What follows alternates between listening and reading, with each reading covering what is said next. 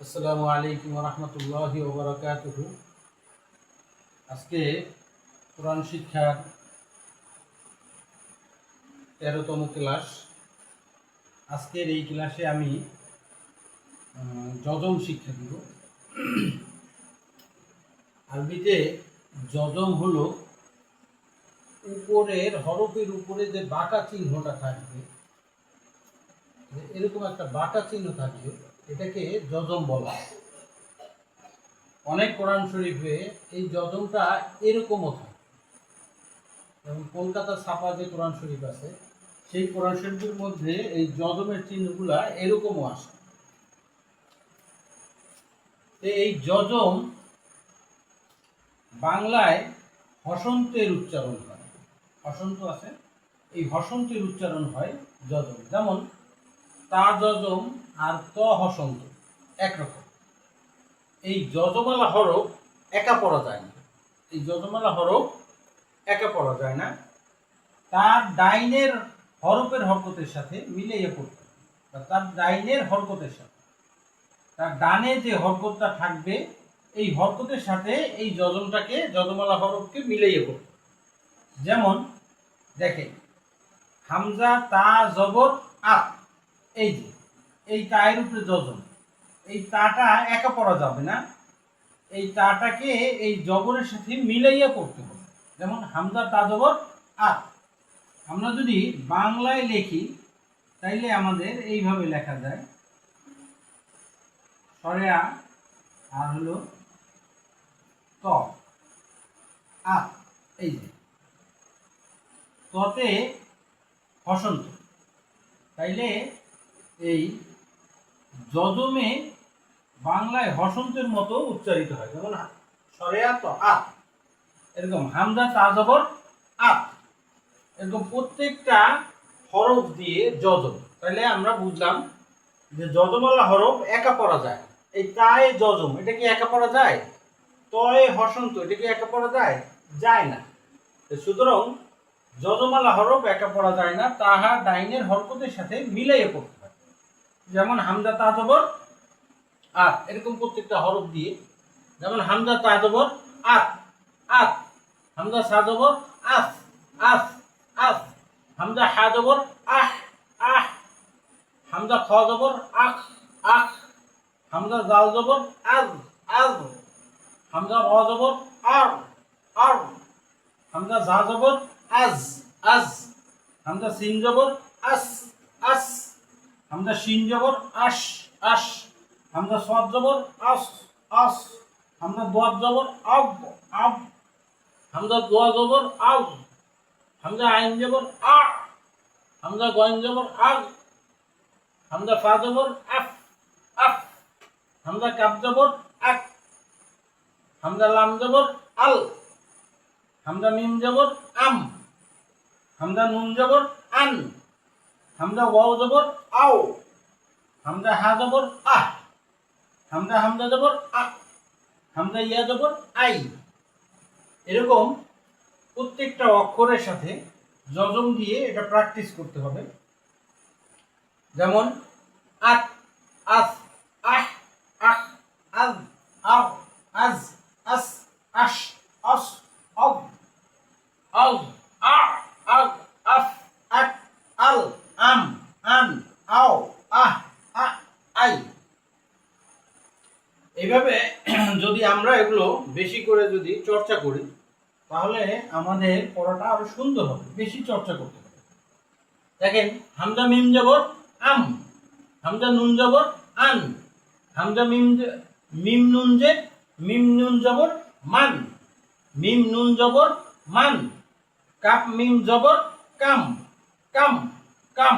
একবার বানান, তিনবার উচ্চারণ। মিম নুন জবর মান, মান, মান, কাপ মিম জবর কাম, কাম, কাম, হা লাম জবর হাল, হাল, হাল, হামজা জাল জের ইজ, ইজ, ইজ, হা মিম পেশ হুম, হুম, হুম, কফ লাম পেশ উল, উল, উল, কাপ নুন পেশ কুন, কুন, কুন। এগুলো যখন আমরা এগুলো এরকম বানান করে পড়বো। বানান করে পড়ার শেষে যদি আমরা দেখার সাথে সাথে পড়তে পারি তাহলে বুঝবো যে আমাদের পড়াটা পরিপূর্ণ হয়েছে। যেমন আম, আন, মান, কাম, হাল, ঈদ, হুম, কুল, কুন, এরকম যখন দেখার সাথে সাথে এগুলো আমরা তাড়াতাড়ি করে পড়তে পারবো তখন আমরা বুঝবো যে আমাদের পড়াটা সম্পূর্ণ হয়েছে। এরপরে আমরা লক্ষ্য করি 3 অক্ষর দিয়ে যজম বিশিষ্ট শব্দগুলো। নুন হা জবর নাহ, নুন পেশ নু, নাহনু, নাহনু, নাহনু। একবার বানান করতে হবে, 3 বার উচ্চারণ করে পড়তে হবে। নুন হা জবর নাহ, নুন পেশ নু, নাহনু, নাহনু, নাহনু। কফ ওয়াও জবর কও, মিম পেশ মু, কওমু, কওমু, কওমু। কাফ ইয়া জবর কাই, ফা জবর ফা, কাইফা, কাইফা, কাইফা। নুন ফা জবর নাফ, সিন পেশ সু, নাফসু, নাফসু, নাফসু। হামজা র জবর আর, দোয়া পেশ দু, আরদু, আরদু, আরদু। নাহনু, কওমু, কাইফা, নাফসু, আরদু। এখানে একটা বিষয় হলো আমি কয়েকটা অক্ষর এখানে আলাদা করে লিখেছি, যেমন কফ, তোয়া, বা, জিম, দাল। এই হরফগুলোর উপর যদি যজম আসে তাহলে এই হরফগুলো পড়ার ভিন্ন একটা নিয়ম আছে। অক্ষরগুলো আপনারা মুখস্থ করে নেবেন। কফ, তোয়া, বা, জিম, দাল। কফ, তোয়া, বা, জিম, দাল। এই 5টা হরফ। এই 5টা হরফের উপরে যদি যজম আসে তাহলে এই হরফগুলো ধাক্কা দিয়ে পড়তে হয়। এটাকে কলকলা বলা হয়। এটাকে আরবিতে কলকলা বলে। এটাকে আরবিতে কলকলা বলে। তাহলে এই কলকলার হরফ কয়টি? 5টি। যেমন কফ, তোয়া, বা, জিম, দাল। কলকলা অর্থ ধাক্কা দিয়ে পড়া বা প্রতিধ্বনি করা। কলকলা অর্থ প্রতিধ্বনি। তা এই যে প্রতিধ্বনি মানে একটা শব্দ দেয়ালে লেগে যেমন ফিরে আসে ওইরকম শব্দটা ওরকম করে করতে হবে। আমি দেখিয়ে দিচ্ছি। যেমন হামজা কফ জবর আক, আক, আক, শব্দটা ধাক্কা দেয়, এটাকে কলকলা বলা হয়। হামজা কফ জবর আক, আক, আক। কলকলা অর্থ প্রতিধ্বনি, আওয়াজ বা শব্দকে ধাক্কা দিয়ে পড়াকে কলকলা বলা হয়। এই কলকলা হরফ কয়টি? 5টি। কফ, ত, বা, জিম, দাল। এই 5 হরফে যদি যজম হয় তাইলে সেই হরফগুলোকে ধাক্কা দিয়ে পড়তে হবে। যেমন হামজা কফ জবর আক, আক, আক। হামজা তোয়া জবর আক, আক, আক। হামজা বা জবর আব, আব, আব। হামজা জিম জবর আজ, আজ, আজ। হামজা দাল জবর আদ, আদ, আদ।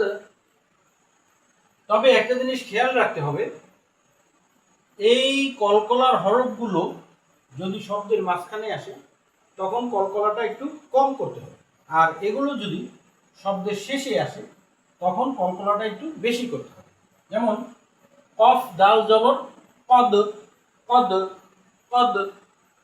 ঝা দাল জের জিদ, জিদ, জিদ। তা বা পেশ তুব, তুব, তুব। হামজা জবর আ, হা দাল জবর হাদ, আহাদ, আহাদ, আহাদ।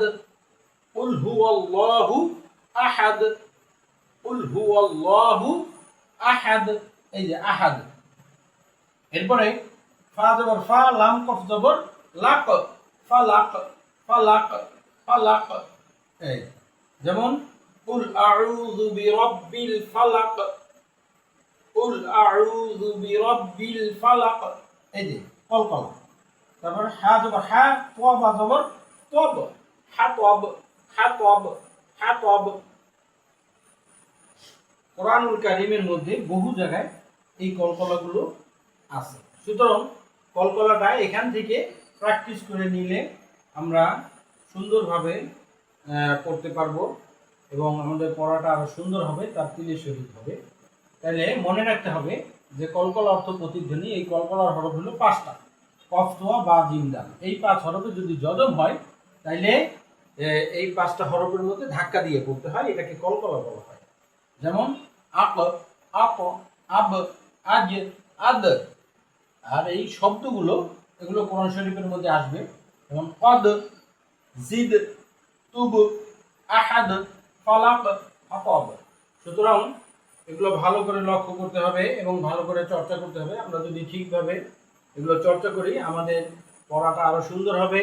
আমি গতকালকেও বলছিলাম যে কোরআনের এই শিক্ষা, এটা হুজুর পাক সাল্লাল্লাহু আলাইহি ওয়াসাল্লাম বলেছেন যে তোমাদের মধ্যে সর্বোত্তম ওই ব্যক্তি যে নিজে কোরআন শেখে এবং অপরকে শিক্ষা দেয়। সুতরাং আপনারা যারা আমার এই ক্লাসটা দেখেন বা যারা এই ক্লাসটা আপনারা যারা শিক্ষা নিচ্ছেন তারা অন্যকে দেখার এবং শেখার সুযোগ করে দিবেন এবং তারা যাতে এটা শিখতে পারে, তাহলে তার সওয়াবটা আপনিও পাবেন। আল্লাহ রাব্বুল আলামিন আমাদের সবাইকে তৌফিক দান করুন। আমা তৌফিকি ইল্লা বিল্লাহ।